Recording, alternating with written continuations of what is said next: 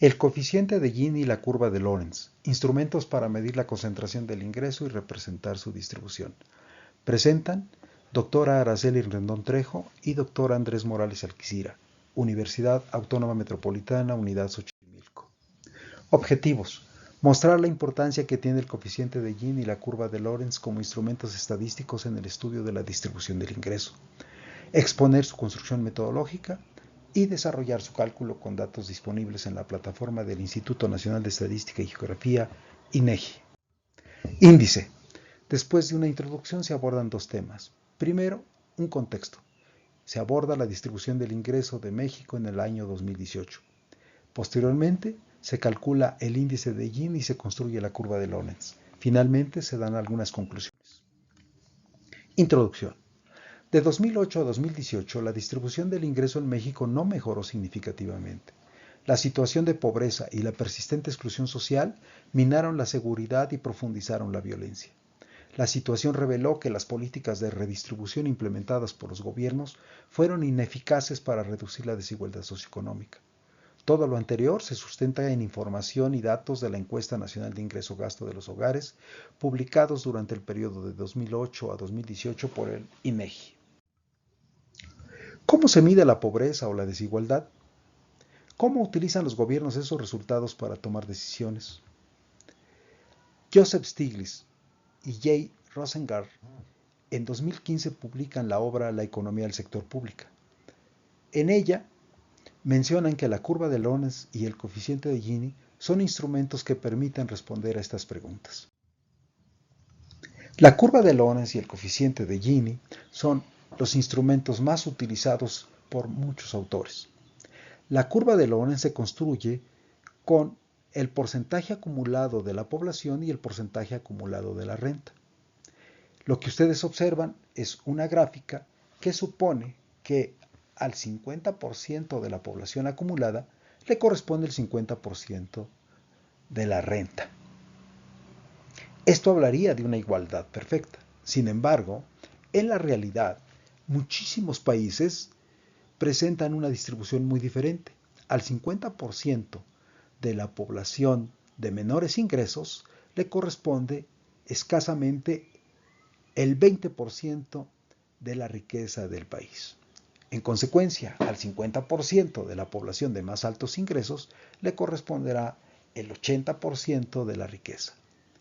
Esto habla de una desigualdad en la distribución y gráficamente sería la diferencia que existe entre la línea de igualdad perfecta de la renta en negro y la línea azul que representa la igualdad imperfecta de la renta.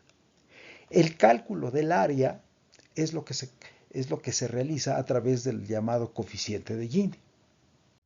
Con estos instrumentos, los gobiernos evalúan sus políticas implementadas y aplican medidas con el objetivo de reducir esa desigualdad, es decir, lograr que las curvas asciendan, ¿sí? Y con ello reducir el área que sería calculada mediante el índice de Gini. En la Encuesta Nacional de Ingreso-Gasto de los Hogares de 2022, el INEGI muestra que el coeficiente de Gini pasó de 0.49 a 0.46 en el caso del coeficiente sin transferencias. Y en el caso del coeficiente con transferencias pasó de 0. Pues prácticamente 45 a 0.40.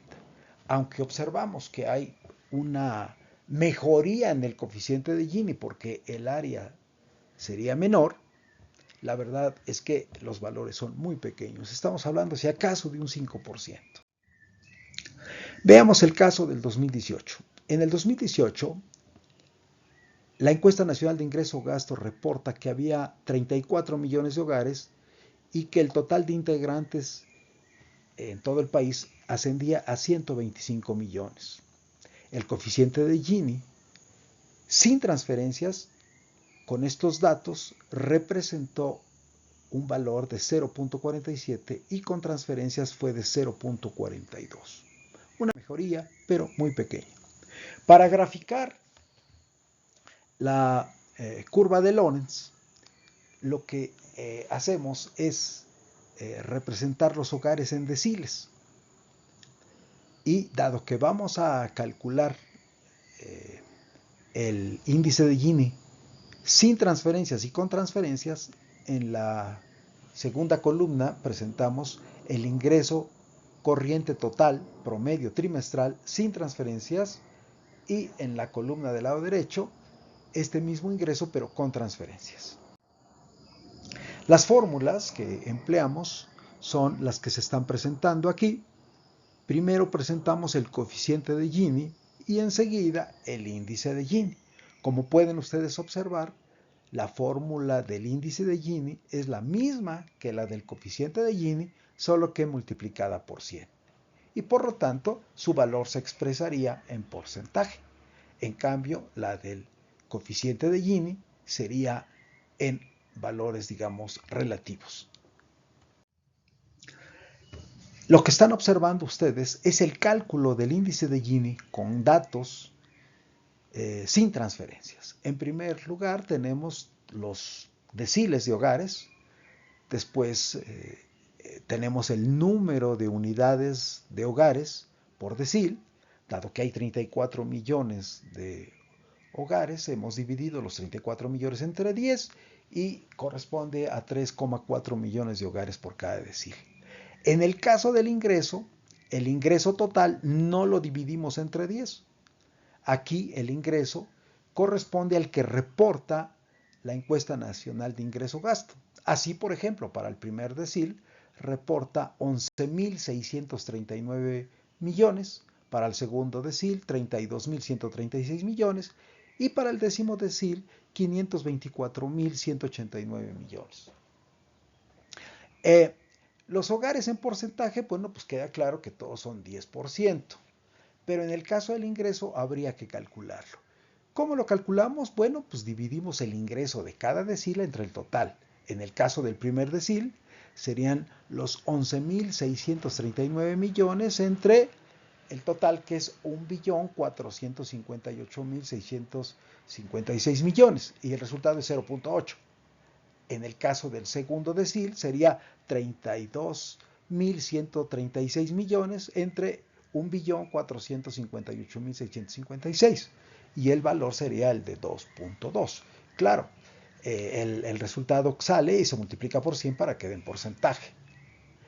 La siguiente columna se refiere a los hogares en porcentaje acumulado. Por lo tanto, en el primer decil sería 10, en el segundo decil sería 20, en el tercer decil sería 30. En la siguiente columna tenemos el ingreso en porcentaje acumulado. Para el primer decil sería 0.8, para el segundo decil sería 3, para el tercer decil sería 6.6. El último decil correspondería el valor de 100, dado que estamos hablando de porcentajes acumulados. Las dos últimas columnas corresponden a las estructuras de la fórmula del índice de Gini. La primera, se está multiplicando el valor XI por el YI más 1. Y en la segunda, el XI más 1 por el YI. Esto hace que las operaciones sean en cruce. Así tenemos que para la penúltima columna, el primer resultado sea 10 por 3 y por lo tanto sería 30.01, y el primer resultado para la última columna sea 20 por 0.8, que da 15.96, ¿no? Está expresado de manera cruzada. Posteriormente lo que se hace es sumar todos los valores de la penúltima columna. El resultado es 22.086. El de la última columna son 17.337.77 y se procesa esta información de acuerdo con la fórmula. El índice de Gini al final va a resultar 40.50. Hacemos lo mismo, pero ahora con datos con transferencias y el resultado da 42.60. ¿Sí? Para graficar la curva de Lorentz, pues utilizamos los datos de los hogares en porcentaje acumulado y los datos de ingreso en porcentaje acumulado. Y aparecerá la gráfica que ven ustedes en la pantalla. Algunas conclusiones. De 2008 a 2022, la distribución del ingreso en México prácticamente no mejoró. Los resultados revelan que tanto el modelo de desarrollo como las políticas de redistribución no fueron eficaces para contrarrestar la desigualdad económica. Dos instrumentos estadísticos ampliamente utilizados para medir y representar la distribución del ingreso son el coeficiente o índice de Gini y la curva de Lorenz. La popularidad de estos instrumentos radica en que metodológicamente consideran todos los estratos de ingreso de la población.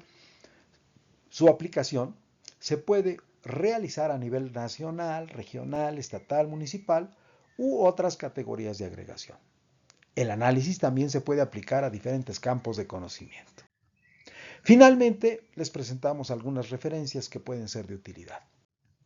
Por último, agradecemos que hayan visto este video y esperamos que la información que aquí se ha expuesto les sea de utilidad.